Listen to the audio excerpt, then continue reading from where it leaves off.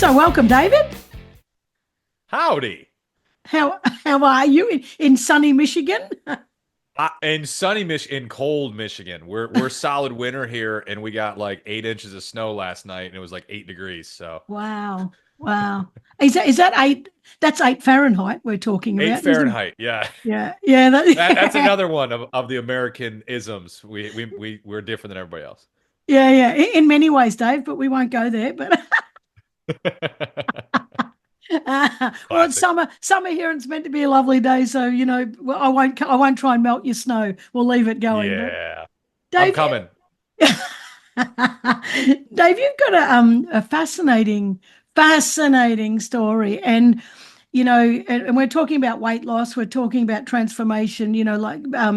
I'm interested to know, which we'll get into, how much of it is physical, how much of it is mental, how much of it is all of that kind of stuff. But one of the big things that a lot of people, it's very common, people battling with weight, and yours is a massive loss of weight, but we're all struggling with weight, and there's all these magical formulas and everything else, and everyone Yep. wants a magical pill. And all we got to do really is probably stop putting lollies and chips in our candies and chips in our mouths, and then yeah, that would be a bloody good start. But we It's a don't great do it. start. Well, so I'm really keen to unpack yours, and I really hope it'll be an inspiration if somebody's listening that is really feels like they're, I don't know, have kind of hit a wall and have nowhere to go. That kind of thing. So, 100%. so welcome. I truly appreciate you inviting me on here. Well, I think your story's great. So when you were 18, you were 400 pounds. Now, for the Aussie listeners, that is 181 kilos, and which is that'd be double. What an average man should be. You also Yep. pre-diabetic, high blood pressure, heading to an early grave, and thinking about finishing your life. And Yep. then 4 years later, 22, you had an absolute transformation and dropped 200 pounds in 3 years. So people are going to listen and go, "What? That is an incredible amount of weight." Um, can I just start with asking this? You grew up in a medical family, and your Yes. dad was an interventional cardiologist. Yep. How did it happen that you did not, he did not perform some intervention on you, or that how does that happen that you grow up in that place and you still end up, very, very um overweight? 100%. It's actually kind of funny. It's a simple sequence. Number one, my dad was an interventional cardiologist, so he did heart attacks like that. So Oh, basically, if someone was having a heart attack, he's the one that saved your life. He's the yeah. one that would do the procedure, blow open the clot, and save you from dying. Mm. He loved it. He worked 80-hour plus weeks in the hospital because Wow. just like obviously heart disease is a major issue, and it's you have to deal with it now.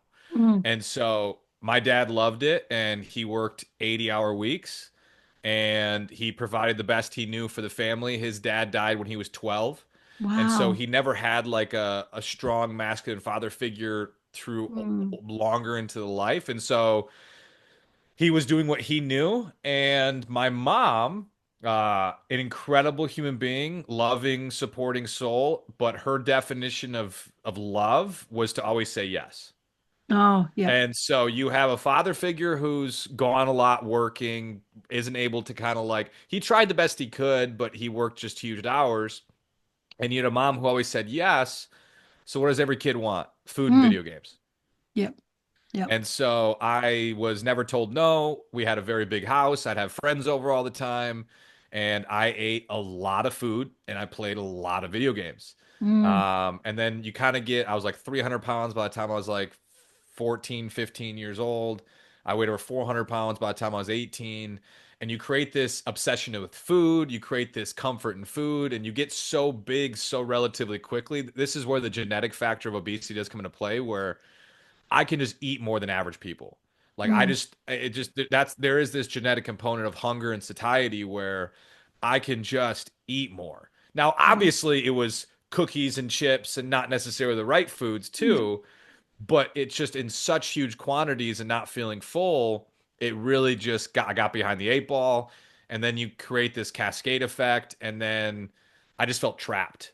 Like, and Wow. my dad had me going to endocrinologists. My dad had me going to different people for the best thing he could do. He had me go to a dietitian. And what is a 17-year-old, 16-year-old kid going to say? Yeah. Well, I'm trying to watch what I eat. Yeah. No, I wasn't. Yeah. Like, denial, Yeah. like you're just in denial about it all. And so that's how I really got there. There was no trauma, there was no like a lot of people always talk about that there has to be trauma, there can be trauma, Mm. but for me it was honestly just unlimited resources, never told no, and you get really big really quick. Wow. And Did so your dad yeah. did your dad ever say to you, Dave, you're going to have a heart attack if you keep going like this?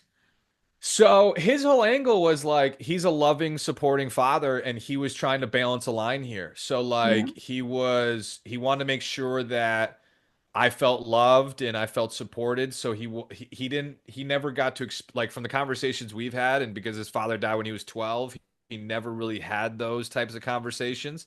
He didn't know the best way to go about it. And so his way to go about it was go see the endocrinologist, go Yeah. see these different professionals, and set that stuff kind of up because he would do his best. Like occasionally, Mm. we get like a large pizza for dinner and then a cheesy bread, and you're not having one or two slices. I'm having a half a pizza, and I'm having this, and he would say, "Hey, choose one or the other, either pizza or cheese bread, not both." And I Mm. would basically get my way regardless, and Yeah. like mom would just buy it. And so again, that's kind of the dynamic of it all, where you do the best you can with what you were brought up with, Yeah. and sometimes you make mistakes and like you learn from them. And so my dad, when I wrote my first book, I shared the manuscript of like how trapped I felt at 400 pounds to the point where I wanted to end my life. And obviously he felt like he failed me as a father. And I'm like, Dad, you did the best you could with what you knew. Mm. Like, I'm great now. So like, yeah, it's fine. Like it is what it is, and no one's perfect. And you were working huge hours to contribute to the family with finances, with support, with all this kind of stuff. So it's like no one's perfect. And Mm. so um yeah, and so like that's kind of the sequence of how I got there. Wow. What if your dad did say to you, like, I know this is a, Yep. what if scenario, but if he had have come down hard and said, you're going to have a heart attack, I spend all my days, saving people. And do you know the impact that has on their families? If he had have taken that hard line because you were at that age, do you think you would have listened anyway? Like, I no. don't think it would have mattered. Yeah. I really because I felt so emotionally trapped Yeah. in my own situation with food.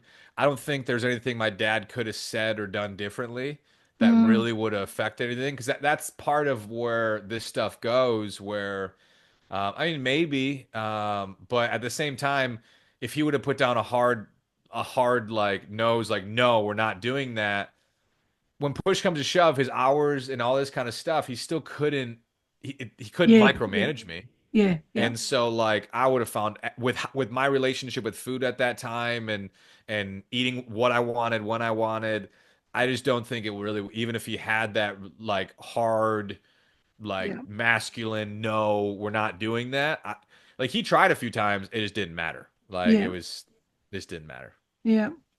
I'm interested when you say, about so you're overeating and your sedentary lifestyle, sitting in a chair playing games. There's a really great graph from, I think it's the Red Cross. I can't remember who it is, but it's showing that over the last 20 years, our well-being has gone down. So in the year 2000, I think, well-being was right up and sedentary lifestyle was way down. And it's kind of flipped. It's like a fish shape, and now Okay. sedentary lifestyle is really, really high. and well-being has gone down. So there's a really clear there's evidence, that the more we sit 100%. and play games, and then and I've done it myself, and I know myself. If I'm sitting all day, like I've got a big day, and I'm like, I go for the chips, because it's just that quick fix. It's like, oh my Yep. God, I haven't got time to make a sandwich, or I know I should go for a walk, and it will take me 5 minutes to walk around the house or walk down the driveway. But you don't. You go straight to the Yep. cupboard and have the chips, and it's such a trap having them. But most people, now this is making a very generalistic statement. Most people don't get to the obese state. Most people go, oh shit, I've eaten too many chips. I'm just gonna have to pull my head in for a bit and have a little bit of control. I'm still Yep. saying that we're all still overweight. When you were like 18, 400 pounds, what did that do to you? Well, I know you said your self-esteem, you felt trapped. What did that do to your friendships and relationships? Did that have an impact on them? It's actually kind of funny. I was one of the most well-known, loved kids in my high school, by Oh, far. By wow. far.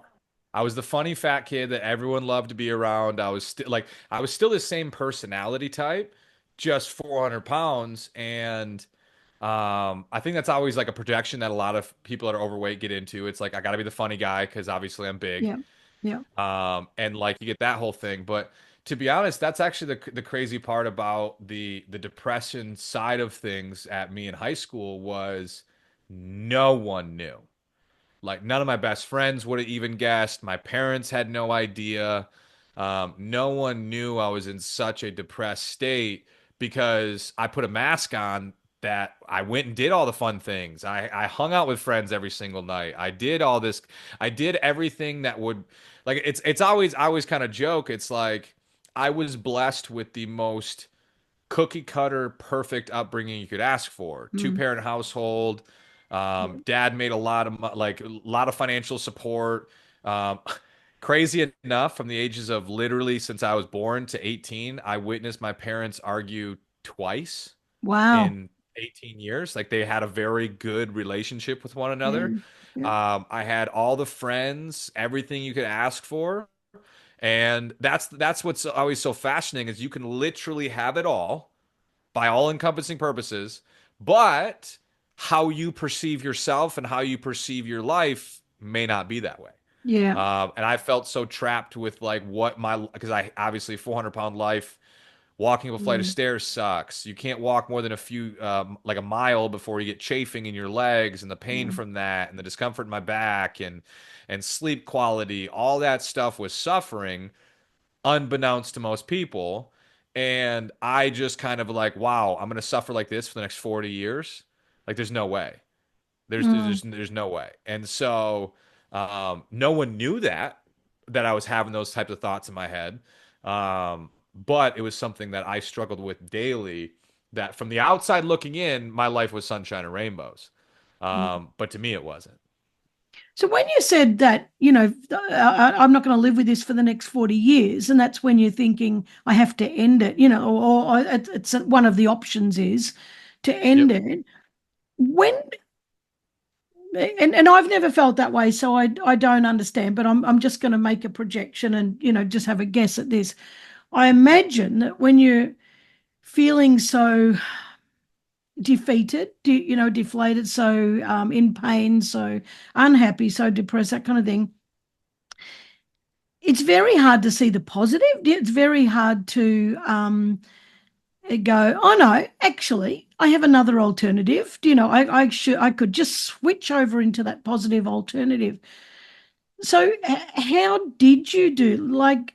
You know, like what kept you hanging in there and not taking your life? What was that? Because there must have been something sitting under that kept you here.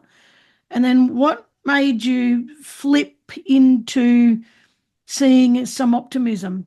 Because I'm curious about that.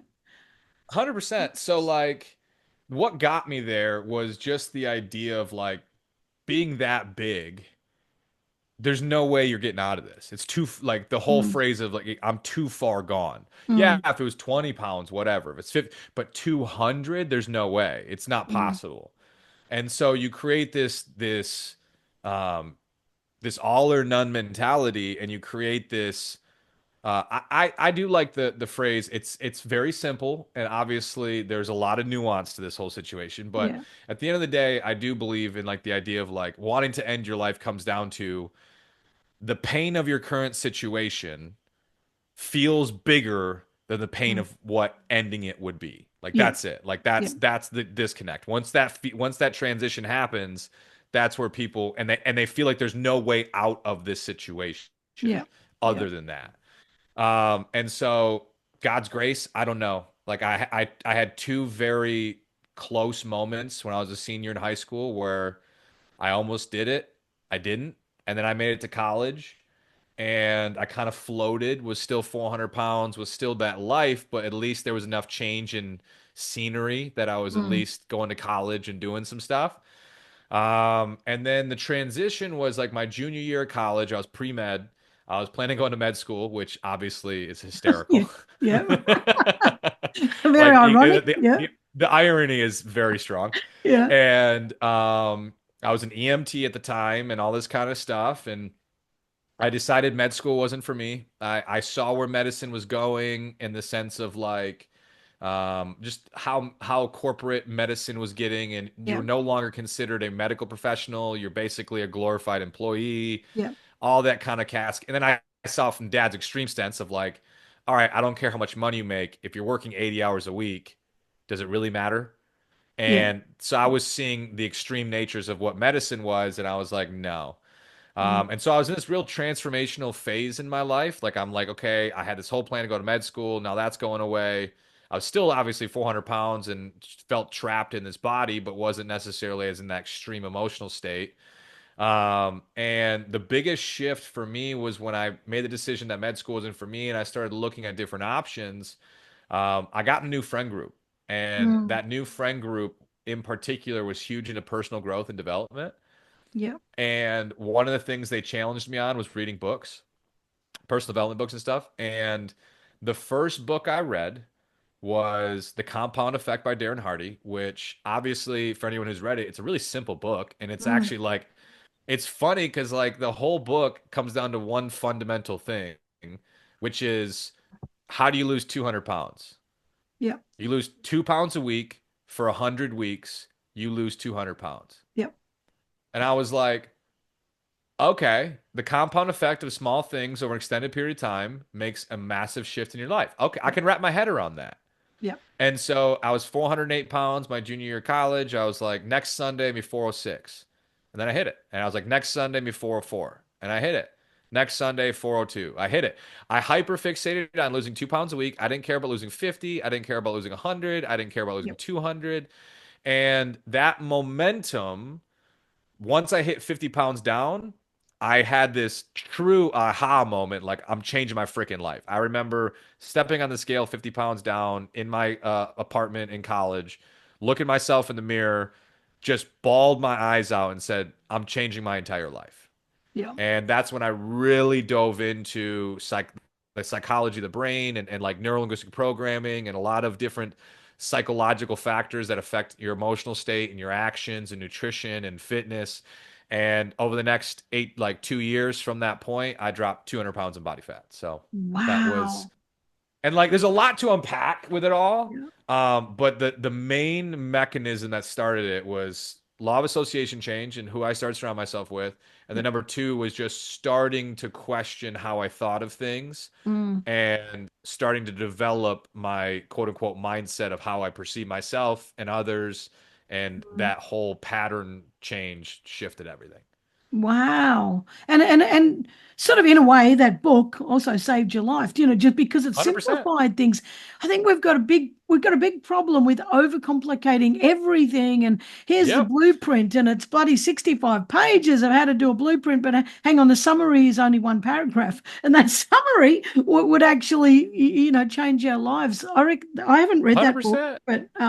but Humans I, love to complex everything. Like they really I do. know. And it's like, We love to make things, we love to make really simple things sound super complex, aka the nutrition world. Yeah, Oh my gosh, it's so like that's what I do for a living now, and it's yeah. everyone tries to make things so much more complex than it needs to be. Well, I think that probably comes down to that. If I have power, yeah, if I have knowledge, I have power, and if I make it a little more complicated, then I sort of stand above everyone else. But I Yep. and I see that's such a human thing. That's such a dumb thing, really, because if we just share the simplicities of what we know, we gather a tribe anyway, who's inspired by what we're talking about. And if you're talking about, wanting to make money or build a business, people want to follow people who are simplified stuff. They really don't want the whole complex stuff. I love the Einstein quote, which is if you can't explain something simply, you truly don't understand it. Ha! Actually, I love that. I have heard that Yeah. before. That's really Yeah, good. it's like Yeah, if you have to say all these complex words and you have to say there's all the like if you have to do that, more than likely you just don't understand it enough. It's yeah, yeah. like at the end of the day, things tend to yes, there's confounding variables, but like things are simpler than people like to portray it as. I know.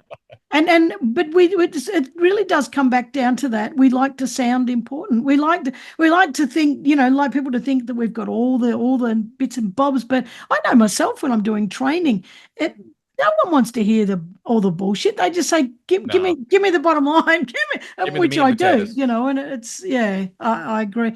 Did you when you hit that the scales at 50 pound lighter and you said I'm changing my life? Did you, how did you feel? Like, could you compare the difference in, your, I guess, the physical burden, and the mental burden and the things you were now able to do and the way your enthusiasm to do things like could you really feel a big shift like that? 100%. Like that's where, because actually, that's what I was kind of talk about with the flipping the switch mentality, which is number one, you may like kind of like there's a couple things to unpack, but number one, day one in this little, all right, screw losing 200, I'm just going to focus on 2 pounds a week, compound mentality. Mm. I didn't have this major belief that I was going to change my life yet. Yeah. Like that was not Yeah. there. It was truly just something where I like to always say, I'm not a huge fan of audacious goals and stuff Mm. because if you don't if you don't wholeheartedly believe they're possible, Yeah. you're never going to take the habitual patterns necessary to make it even an opportunity. Yeah. And so it's like when people say these like dream your biggest goals and go after them. If you don't believe they're possible, you're never going to create the consistent actions to make them an opportunity. Mm. And so so I always joke, I always kind of say you have your sweet spot goals, a goal large enough that excites you Yeah. but small enough you truly believe you can hit. Yeah. Because if you don't believe you can actually hit it, you're never going to take the consistent actions. Yeah. And so the beginning was just that fundamental 2 pounds a week, but 50 pounds down, I did have truly an emotional threshold point where I was like, Mm. I'm changing everything about my life and about me as a person that I don't like, that I have control over. I'm going to change it. I'm going to change how I perceive nutrition. I'm going to change how I perceive myself, my character traits, my moral compass. I'm changing everything that I have control over. Mm. And there was a huge cascading effect off of that, like staring myself. I was just in my underwear and stared myself in the mirror, and I'm like, David, you're changing everything about yourself that you don't like.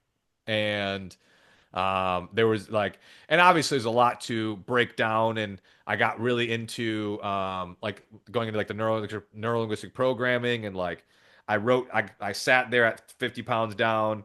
I pulled out a piece of paper, and I had David on one side with all these negative character traits that I didn't like about myself, lack of discipline, inconsistent, emotional, all this kind of stuff.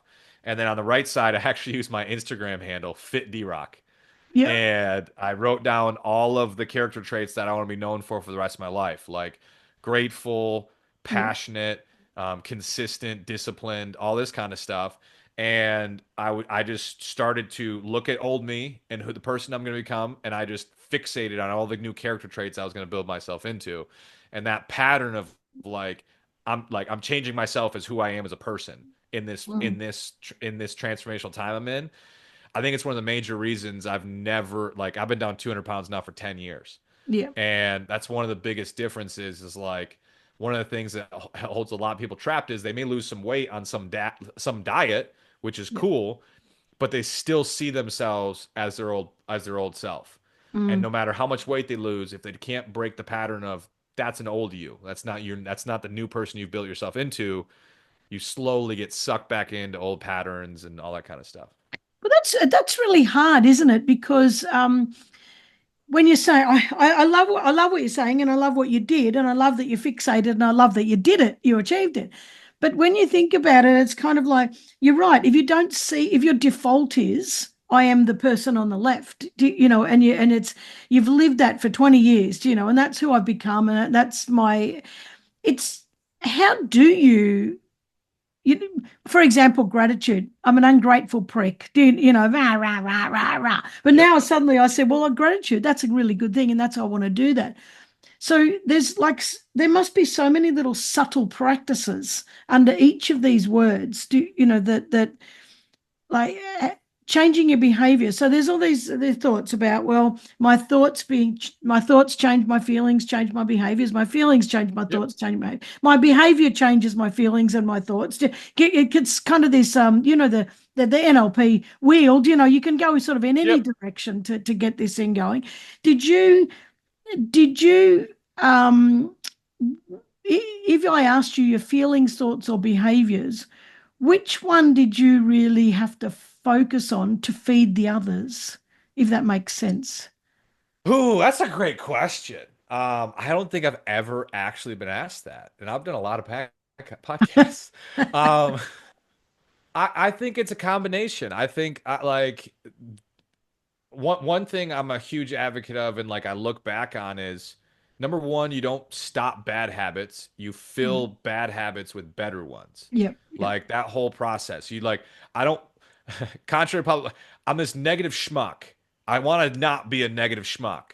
Well, you don't stop being a negative schmuck. You yep, start creating a pattern where you recognize these behaviors and how you feel, and you start to change it and find a better alternative. yep, Like, yep, same thing with food. It's just like this idea you're going to eliminate all your favorite foods for the yep, rest of your friggin' life. yep. No, you Mm. find better, healthier alternatives that hit some of the goals of food choices you like. Yeah. You may have to adjust some things, don't get me wrong, Mm. but it's like this idea, this diet mentality where I have to eliminate 90% of the food that I'm used to eating because of somehow someone says so. And it's usually not true. Mm. And so it's like same thing here. I look at it.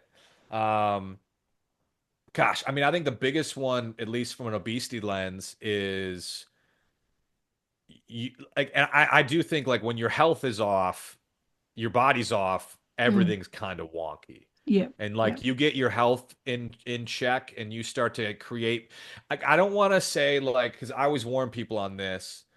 There's a lot of people that have rose-colored glasses on extreme weight loss that if I just lose 100 pounds, my life's sunshine or rainbows. Yep. And No. it's like, no, you still got family drama. You still have unforeseen circumstances. You still Mm. live in the same body you're in. Yep. Now we can work on some things, but there's people that have this like, life's going to be sunshine and rainbows after I lose 150 pounds. And it's Mm. just like, no, like your life's a little better quality because you're going to live a little longer. You can go on hikes and experience more things, and you can fit on a roller coaster again. And there is Yep. quality of life change, but it's not like, yeah, the internet, everyone's gonna treat me nice. Yep. No. No, I get treated worse now than probably when I did when I was 400 pounds on the internet. Wow. Oh my God. Well, Wow. just because like I challenge the status quo of nutrition and fitness and all this kind of stuff and a diet culture mentality and a lot of the carnivores and vegans and everyone that fits into different buckets again in their own world since it challenges their own Yep. belief they're like they get abrasive usually. Yeah. Yeah. But so it's like obviously for a lot of people though, when you lose an extreme amount of weight, you just feel better. Like Mm. depression rates do go down Yeah. and anxiety rates do go down. These things are scientifically there. What is the exact cause? I don't know. Yeah. Yeah. Yeah, it's a hard one, but I can just tell you from my experience, just obviously when you lose that kind of weight and you build a better relationship with yourself. Yeah. Because I think this is one of the things that like people always ask, like, how are you so confident with I've had two X of skin removal surgeries. I still got big old pepperoni nipples. I got scars on my chest. Like I still Mm. have plenty of excess skin Yeah. and like how can you just stand shirtless and do these things? Well, because I know I'm more than just my body. And I've Yeah. been telling myself that for a decade. Mm. Like, yes, I love my hair and I love my pec pops and I can do shoulder, like all this kind of stuff. It's cool, but it's not my self-worth. It's not who Yeah. I am as a person. And Yeah. so, but there's a lot of people that still struggle with the idea that the only way they define themselves is how they look in the mirror naked. Yeah. And I'm Yeah. like, that's gonna eventually everyone doesn't look good in the mirror naked. I don't know if it's like 40, 50, 75. There's a certain point where that kind of goes away. I'm Yeah. sorry. And like you gotta know that. Like Yeah. I agree. I'm 61. I look in the mirror and go, holy shit, that's not me. That's not the person I love. That body belongs to uh, someone else.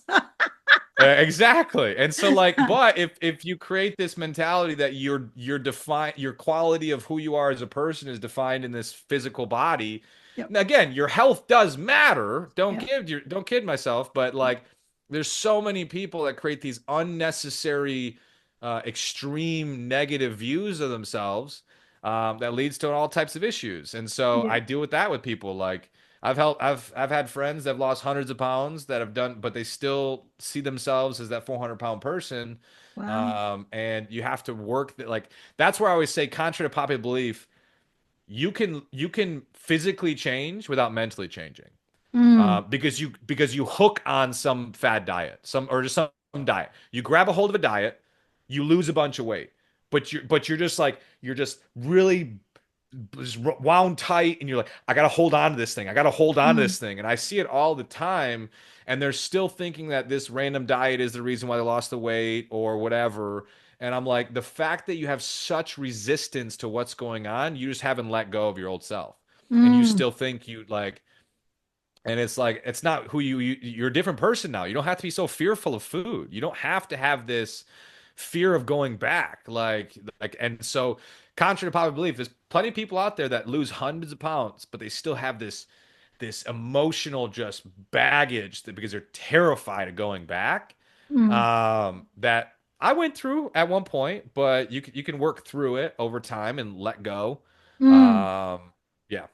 Do you think are there people though that can lose 100 pounds and then just put it back on again and just because they haven't Oh, changed their 100. Well, I mean, when you look at the clinical research, what 7%, less than five, like less than five ish, gain the weight back. Like that's and that goes into a couple of different components. Like obesity has a couple buckets in particular.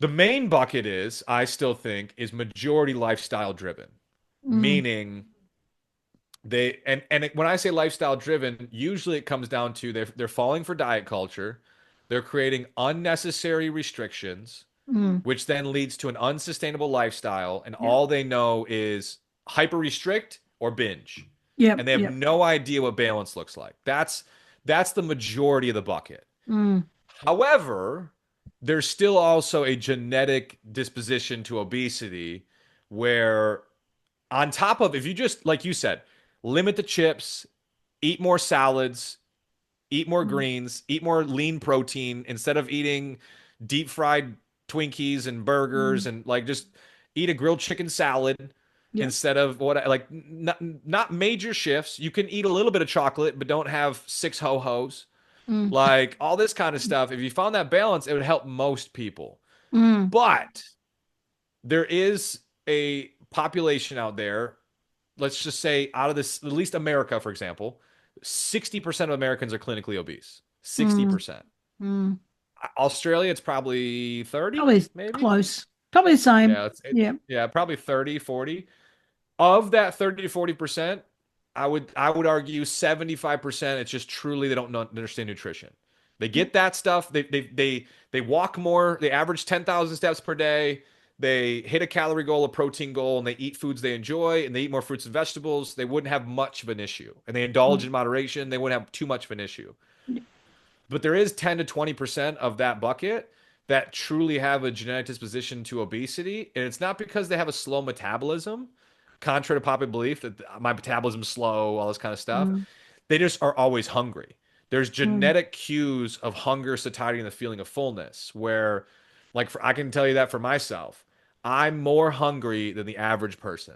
Mm. And yes, I can play this narcissistic view that, well, since I can champion it, everyone can champion it. Or you can be like, no, if I can feel more hungry than most, that means there's people probably worse than me, Mm. which means guess what? Weight loss surgery and medications are absolutely helpful for that population. Like it is. Like that's just what the clinical research clearly shows. It's not sunshine and rainbows. I don't Mm. think all every obese person needs weight loss surgery and medications, but there is a population because of that genetic disposition to hunger, it's absolutely beneficial. And so this Mm. false dichotomy I always get super annoyed at, which is like it's all discipline and mindset, or it's you're a victim to your circumstances. Yep. And it's somewhere in the middle.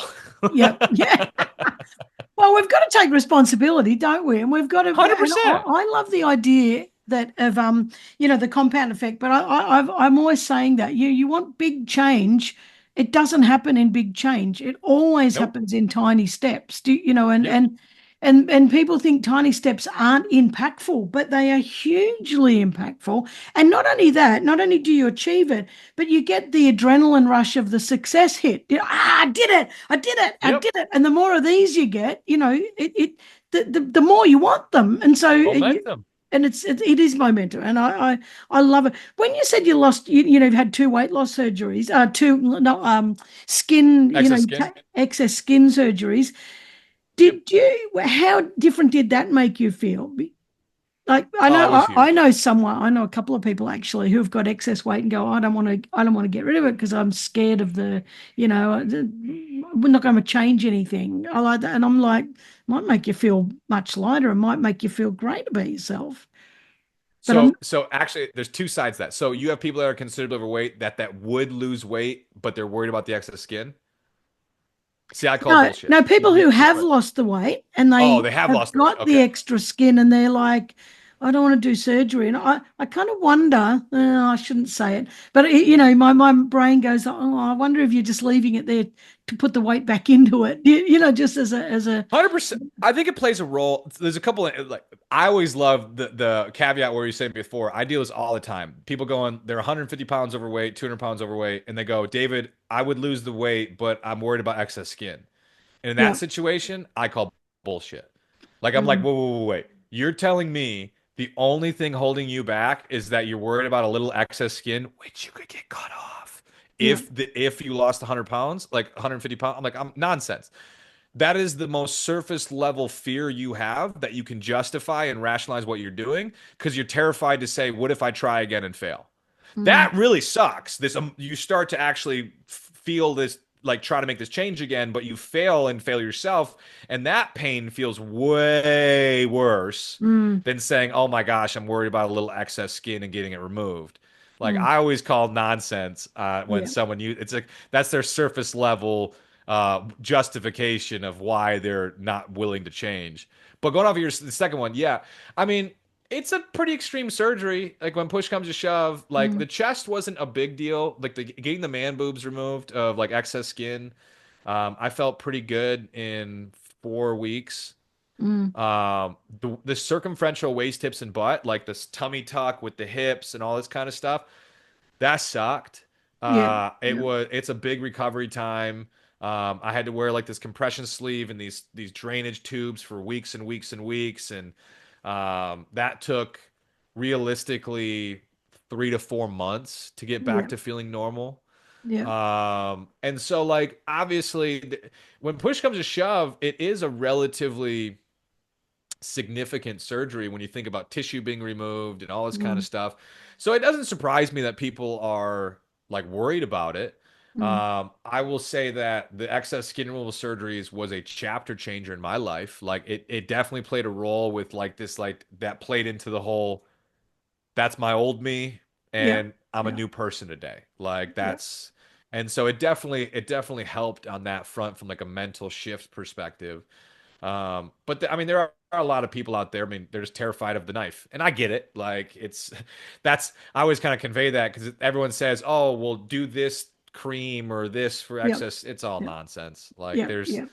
the only real way to get rid of the excess skin is surgery. Like Yeah, yeah. that's So it's not pleasant, but it would make a big impact when you finally 100%. heal. You look at yourself, and I know we've already talked about don't look at yourself in the mirror and go, it's you, but you Oh, still it's a huge feel difference. you would feel good, and you would go, 100%. oh my God, look at this. Like now I feel like I can, go to the beach, in my shorts, and I can, like you're doing weight loss. I keep saying weight loss. I must be obsessed with it. You're doing weightlifting, Yeah, bodybuilding, bodybuilding. competitions, and Yep. like you probably would never have done that with all the No. skin hanging off you, or trying to tuck it in or conceal it, or that sort of stuff. And how is that? Well, I've got two questions. One, I want to the how has the bodybuilding changed? No. How is it giving you momentum? Like how is it still sort of driving you forward? But second, when you sort of lost your 200 pound and you're talking about that compound effect, 2 kilos, 2 kilos, 2 kilos,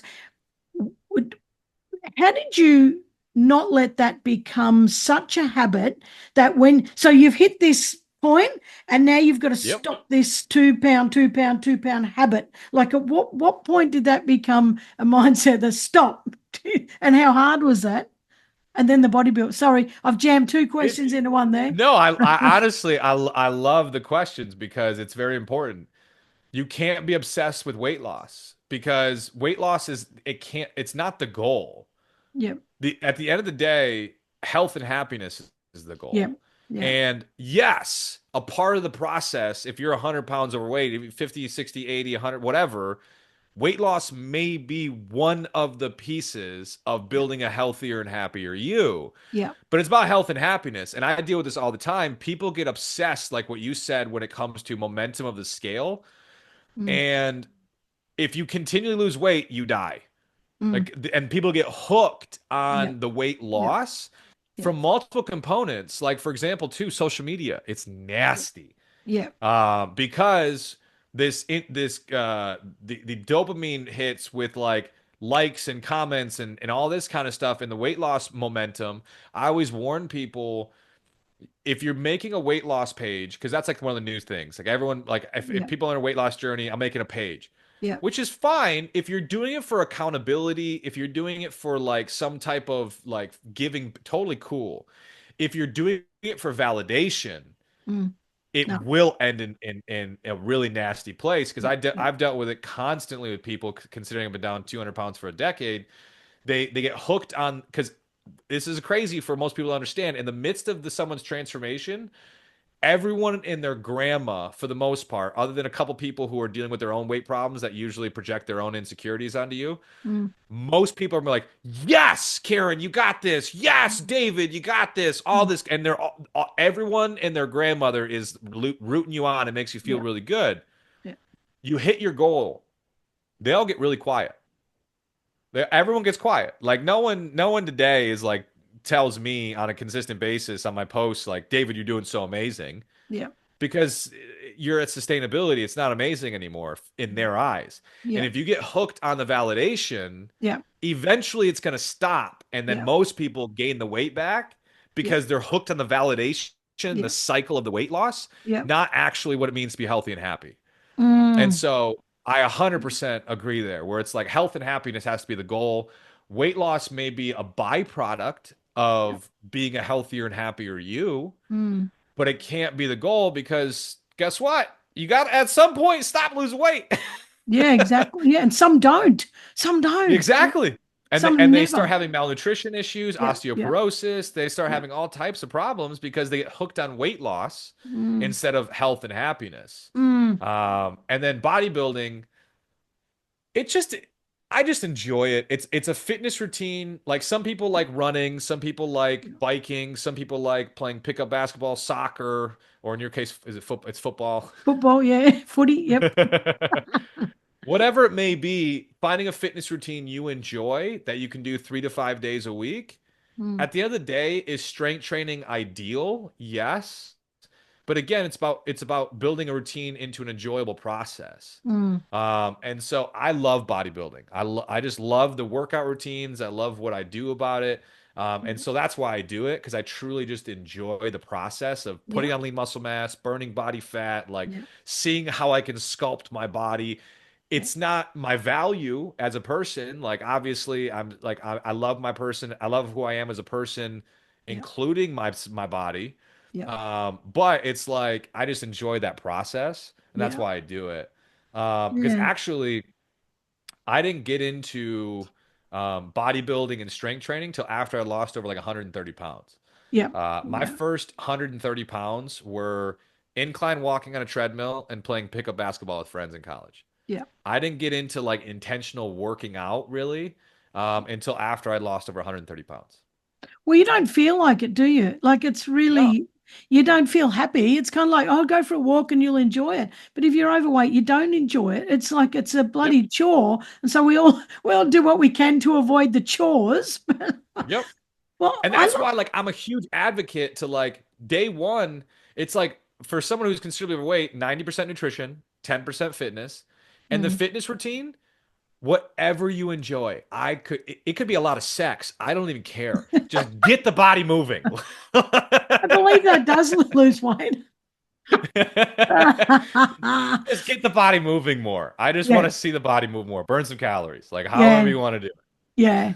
Yeah, I love walking. I do. I often think about other exercise. I think, oh, I can't be bothered. But I do a lot of heavy work on a farm. It's like a Okay. lot of heavy fencing and stuff. But I don't think it burns weight. I just think it makes me bigger, but bigger and more solid. But I love what you're Yep. talking about the health and happiness because I don't think I'm just thinking about all the weight loss things and the diets and everything else. And I think they mention health and happiness, but they really don't focus on it. Do you know? And No. if only we could think about that. What does make me happy? What does make me, healthier? And forget the weight loss. That's actually really good. I've never heard it said like that, and I really like that. Really It's like it's that. because again, it's like because it's multifactorial because like at the end of the day, I deal with this all the time on social media in particular. Six pack abs does not mean healthy. No, There's a no, lot of people that have six pack abs and their blood work is horrible. yeah, Like yeah, contrary to popular belief, you can have abs and have horrible blood work. yeah, yeah, And so it's like you got to be careful falling for this vanity of health. Um, and yeah, it's and yeah, like falling for that diet culture mentality where it's like, no, you need to be a size 3 or yeah. whatever it is. So it's like, well, No, there is there is like a level, like you can't be yeah, 50, 80, 100 pounds overweight, but underweight's a problem too. yeah, And so like when it comes to health, actually the more and more we learn, there's more of a buffer than you think as long as you have generally healthy habits. You yeah, primarily eat fruits and vegetables, whole foods and fiber. You limit your saturated fat. You don't have to eliminate it, but you limit your saturated fat. You have some type of fitness routine. You get 7 to 8 hours of quality sleep. If you do these fundamentals, as long as you're not massively overweight or underweight, you got quite a bit of buffer. yeah, yeah. Um, but yeah. I think it's funny because I had a really good friend who was way bigger than me. Like, I mean, I'm a little bit chunky now in the gut, but I was a postie, I was really fit. Like, well, when I said no, that I wasn't. I was a really good size. If you looked at me, you'd go, oh my God, really healthy, really fit, perfect Mhm. size. And my friend was way, way, way bigger than me and quite large. But the truth was, she was way fitter than me. She was actually fitter and healthier than me. And I would say, I think she wouldn't, I wouldn't say happier, because her weight was impacting that. But Yep. when she had much better lung capacity than me, her bloods were better than mine. it's kind of, and I used to think, how, like, how is that the Yeah. case? But and she could outlast me on any mountain climb or anything like that. But she was pulling all this weight up the hill. I wasn't, but I was knackered, and she was like, Yep. "What's wrong?" And I'm like, "I'm stuffed." And she's like, "Well, I'm not." And she's really Yep. fit. So yeah, I think we've got to. It's just a stupid magazines and that make us go, well, if you look like that, you must be perfectly healthy and well and happy, and all your relationships are perfect. And what a load of shit. It's all What? sunshine. It's all nonsense. And like that's where I think there's power in being a hyper realist, where it's like Mm, there's a lot of reasons if you're considerably overweight to lose some weight, but like this rose-colored glasses that, yeah, yeah, oh yeah, every relationship will be amazing. My parents will treat me better. yeah. Not necessarily. I have a client of mine in particular. She's lost over 110 pounds now, Wow. and her mother deals with her own weight issues. Yeah. And I always warn some of my clients that are in this like transformation. So like I focus on people like that really want to have a massive transformation, and in their own timeline. I really don't care about that, but it's like you're ready to transform your Yeah. life, not Yeah. just do a diet or whatever. Yeah. And I always warn people, I'm like, hey, people are dealing with their own shit. And so don't kid yourself. They project their insecurities onto others. And so I don't know who it's going to be. It could be Mm, your best friend, it could be your mother, father, family yeah. member. Someone's going to start making some snark remarks when you change your life. Yeah. I don't know who it's going to be. It's going to happen. Yeah. Sure enough, this woman was down about 70 pounds, and her mom comes, she calls me and goes, David, it finally happened. I finally got someone to really start making snark remarks. And I was like, oh, okay. And the whole point is like just to say, hey, they're dealing with their own shit. It's not personal. They still love you, but they're Yeah. just struggling. Yeah. And this girl's mother started calling her, she looked like a or she looked like a plastic bag because the excess skin was starting to Oh form. my God. Oh, And it's no. like your own Oh, mother said you oh, look like a plastic bag. oh no. Like that's just, you're like, I mean, again, it's like now put it in perspective. This woman, this woman's mother is also 100 plus pounds overweight, dealing with her own shit. So like, it's not unreasonable. She's seeing her normal daughter go through a transformation that she's struggling herself with. So the easiest way to deal with it is to make her the enemy. Like I get it. Like it's not Mm, personal. Like your mother mm, still loves you. It's just that she's dealing with her own shit. And so that mm. situation would destroy most people Yeah. because they're trying to make their parents happy, they're trying to make their Mm, friends happy, they're trying to make other people around them happy. It's like no, it's about your health and happiness. It's mm, not about anybody else. And you have no idea what other people are going through. You have no idea when one of who you think would be on your side isn't. You have no mm. idea. And so don't fall for this mentality that all your friends and family are going to support your transformation. They're all going to be who no. Like there's going It's to be really people. it's really Yep. important that you're telling people that, because because I can see how quickly they would stop what they're doing and think, well, this isn't worth it. It's not worth it. I might as Yep. well be fat, because when I was fat, mum liked me. So I Yep. might as well just go back to it. And but I can see how damn hurtful that would be. I really can. But the other point to that is, be careful what you say to people, because you've only got to Yep. make one comment to someone, and you really, really hurt them and really Oh, set it's them wild. backwards. And it's just, if we just celebrate people, that's great. That's great. Good on you. That's great. I'm cheering for you. That's great. If you need anything, I'm here. That would be good.